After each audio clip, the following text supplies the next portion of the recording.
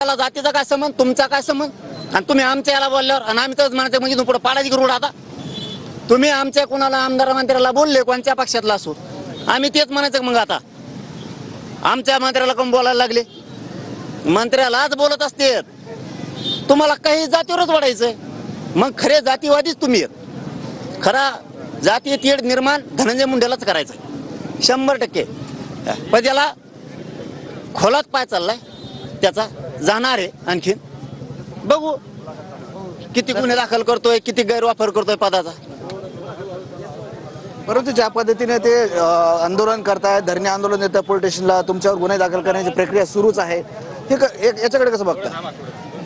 तुमच्यावर गुन्हे दाखल करण्याची प्रक्रिया सुरूच आहे. नाही नाही, ते आता टोळी आहे ना, लाभार्थी टोळी, धनंजय मुंडेची लाभार्थी टोळी आहे ना, ती करणारच.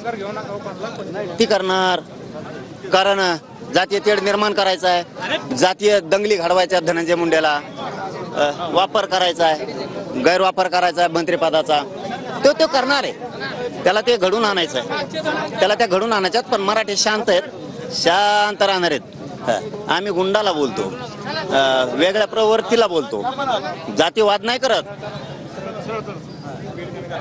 25 तारखेला तुम्ही उपोषणाला बसणार आहात, त्यानंतर तुम्ही धनंजय मुंडेंना बघून घेणार आहात, कायदेशीर बघून घेणार असं बोललात? कायदेशीर बघणारच ना, त्याचे लय लफडे आहेत. परळीपासून मुंबई पर्यंत बघणार. खेटला ना तेव्हा, त्याला म्हणलो नादी लागू नको तू. असल्या गुंडाच्या टोळ्या, लाभार्थी टोळ्या संभळीत जाऊ नको, संभळीत जाऊ नको. आणि सांभाळल्यात आणि त्या गोरगरिबाच्या अंगावर घालून गोरगरिबांचे मुडदे पाडायला तुला कोणी सांगितलं? हे कोणचं शिक्षण आहे? कोणती रूढ परंपरा पाडायलास? कोणती रूढ परंपरा पाडायलास? सोपं नाही. मी भेट नाही कोणाला.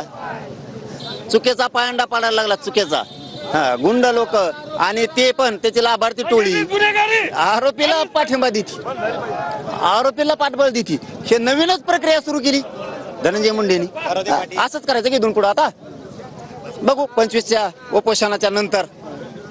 तुमची प्रकृती स्वास्थ्य ठीक नाही तरी आपण वर्षामध्ये सहभागी झालात. मला संभाजीनगरला जायचं हॉस्पिटलला, पण आता जिथपर्यंत चलणं होईल तिथपर्यंत म्हणजे झालंच बसणं थोडा वेळ. मी समाज म्हणून आले, मी खाली बसणार समाजात. मी काय समाज आहे शेवटी, गरिबाचं लेकरू आहे. फाटक्या तुटक्या कपड्यातल्या कष्टकरी चिखलात, उन्हात, वाऱ्यात, पावसात, वादळात काम कर